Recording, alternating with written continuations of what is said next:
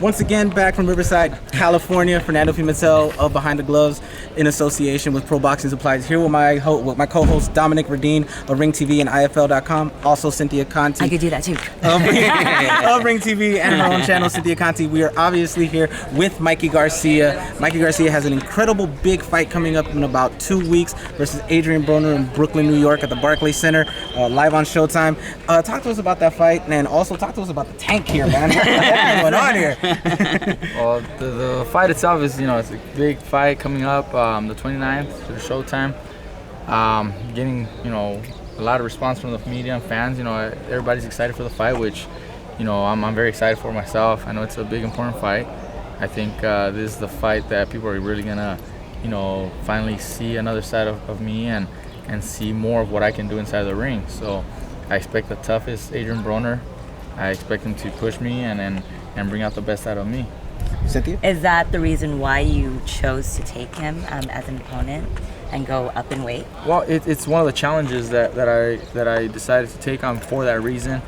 He's a big dude, who has fought at welterweight. He's been champion in 4 divisions. And the other opponents that were available wouldn't, challenge me like he would.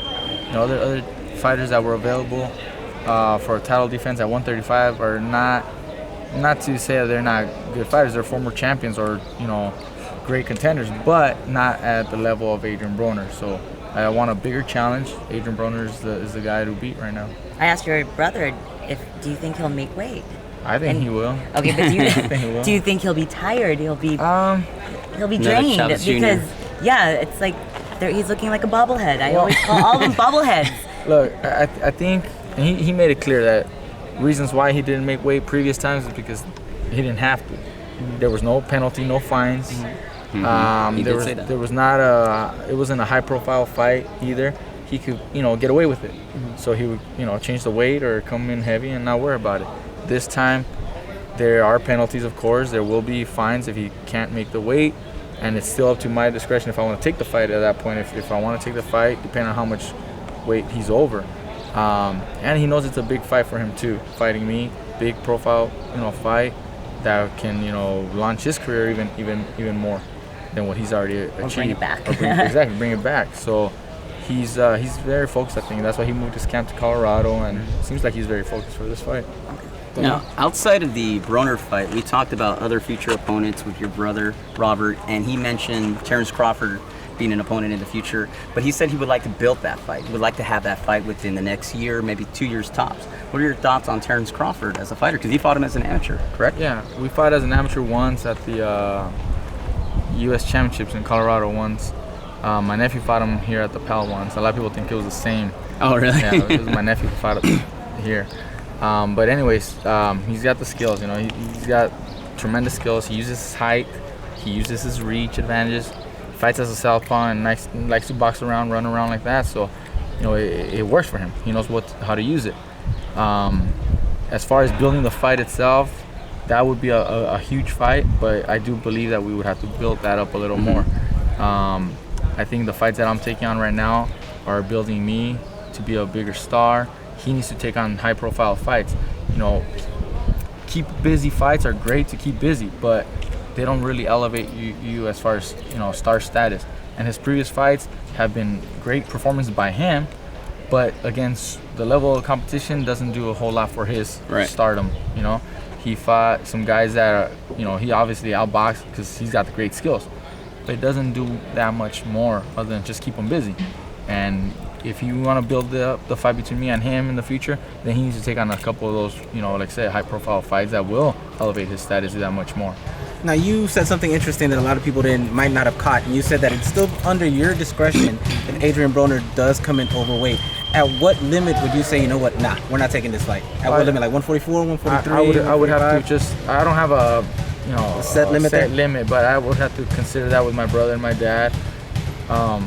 And I would also want to see Adrien Broner there, and see how he looks physically also. If he's really drained, and I can tell he's really, really messed up, and he's only maybe a pound over, that's not a big deal. We can definitely work something.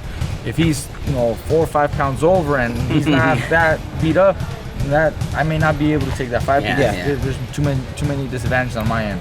So that's something that you gotta consider. You know, if he's a little over by 3 pounds, but he's dead, beat up, and then you kind of weigh those options. But I would have to make those decisions there at that point. All right, and finally, let me ask you one question. You're so level-headed, you're so calm, cool, and collective, but yet you're one of the most high-profile fighters in boxing. How is it that you're able to keep yourself that way, but yet in the ring, you show so much emotion? Every time when I saw I cannot pronounce his name, so Chichin? Cannon, whatever. and when you hit him and you knocked him out, you were so celebratory. Your emotions were flowing, but here you're so the media, calm, you're just like calm, cool, just like incognito. It's like normally, Zen. He's Zen right now. Normally, I'm always pretty calm. Even in previous fights, other victories, you know, I don't really do a whole lot of celebrating or, you know, just raise my hand up and that's it. But that time, it was different. I was happier. I'm in a better place right now. Happy with my career. You know, and winning that title was just, you know, that knockout made it that much more special. And it's just the 3rd division. My dad always had asked or wanted, you know, to have a fighter, you know, 3rd division champion, especially with that WBC belt. My dad always wanted. Yeah. That kind of, you know, made it that much more special for me. So, but yeah, I'm pretty calm always. I'm always chill. And finally, for the fans, I know you have a fan media day coming up. Yeah, you can let them know where it's at Sunday. Definitely. Let them know where it's at, and they could also purchase merchandise there as well. So let them know. This Sunday in Oxnard, my brother's gym, Danny Garcia Boxing, at noon at 12, we have a open workout for the media and fans who want to come join us. We'll have a lot of merchandise for sale, and everything's being donated to Cancer Research Institute. So it's going for a good cause, and you know, just come and show support. You know, wish me good luck for my July 29th fight. As he said, come by, wish him good luck for July 29th. As he stated earlier as well, Showtime live versus Adrien Broner, Brooklyn, Barclays Center. Dominic Verdine, again, for Ring TV and IFL.com. Cynthia Conti for Cynthia Conti and Ring TV. Myself, Fernando Pimentel, for Behind the Gloves, in association with Pro Boxing Supply, saying we'll see you at the fights. Thanks, Mikey. Yeah, for sure.